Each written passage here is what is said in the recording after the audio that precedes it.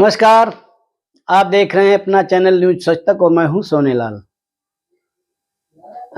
अग्निवीर जो अभी इस समय हमारे भारत की जो सेना है उसकी नई पौध है। वहां पर सरकार का फैसला था कि अग्निपथ नाम की योजना जो बनाई थी उसमें अग्निवीरों की भर्ती, जिनकी अधिकतम सेवा 4 साल की है।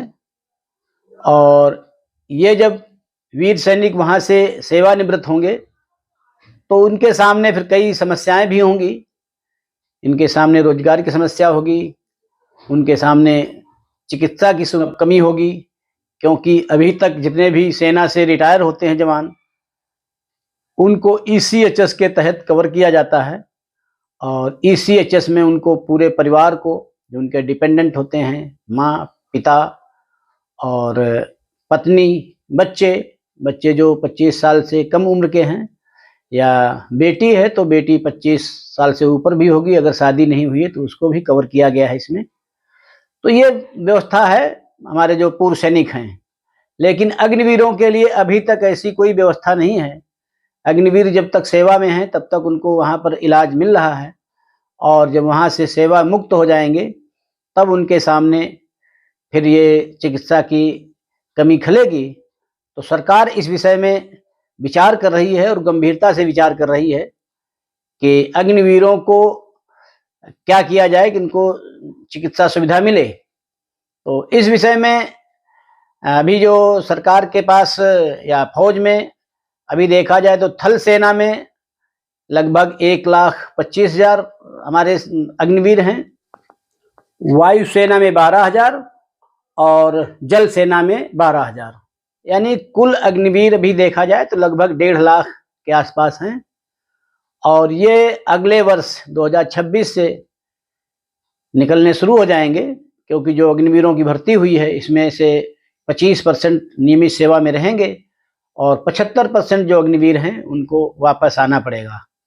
तो जब वापस आएंगे तो इनके पास चिकित्सा की सुविधा नहीं होगी जैसा आमतौर पर बाकी पूर्व सैनिकों के पास होती है। तो इनको चिकित्सा सुविधा कैसे दी जाए इस पर विचार कर रही है सरकार गंभीरता से। ये दोनों विषयों पर बातचीत की जा रही है। एक तो आयुष्मान भारत के ऊपर भी चर्चा चल रही है और ईसीएचएस के ऊपर भी चर्चा चल रही है। बहुत उम्मीद ये है कि ईसीएचएस को न देते हुए इनको आयुष्मान भारत के तहत कवर किया जाएगा, जिसमें एक परिवार को 5 लाख सालाना तक का इलाज मिलता है मुफ्त में। तो इस योजना में कवर करने से इन अग्निवीरों को, इनके परिवारजनों को 5 लाख सालाना की मतलब व्यवस्था हो जाएगी चिकित्सा की। तो ये एक अच्छा कदम होगा, जो अभी तक इनको ये किसी प्रकार की सुविधा उनके पास नहीं थी। तो ऐसा करने से उनका भी थोड़ा मनोबल बढ़ेगा।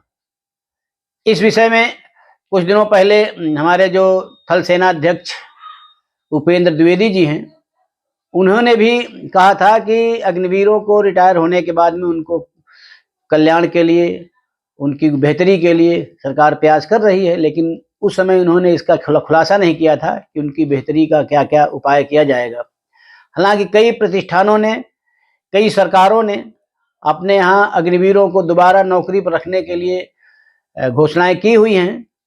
हर प्रदेश ने, किसी ने 10% और कई जो प्रतिष्ठान हैं, रिलायंस वगैरह हैं, इस प्रकार के कई प्रतिष्ठान हैं जो अपने अग्निवीरों को 10% तो कम से कम उनको आरक्षण देंगे, ऐसा वो लोगों ने घोषणा की हुई है। तो आगे देखते हैं, अगर ये मेडिकल की सुविधा इनको मिल जाती है तो ये एक बहुत अच्छा कदम होगा इनके लिए, क्योंकि अभी तक रिटायर होने के बाद इनके लिए कोई इस प्रकार की जो चिकित्सा सुरक्षा है इनके पास नहीं थी।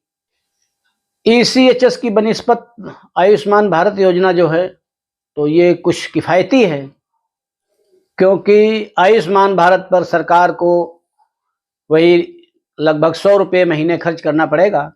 तो 100 रुपये खर्च करके जो हमारे अग्निवीर हैं उनके परिवारों का, या जितने भी और आयुष्मान भारत की योजना का जो लाभ ले रहे हैं उनके लिए भी यही योजना है।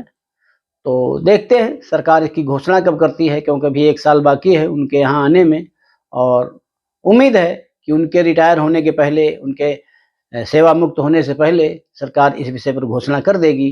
तो ये एक बहुत बड़ा कदम होगा आयुष्मान भारत का ही अगर लाभ मिल जाता है तो एक अच्छी शुरुआत होगी हमारे जो अग्निवीर पूर्व सैनिकों के लिए। तो इस अंक में बस इतना ही।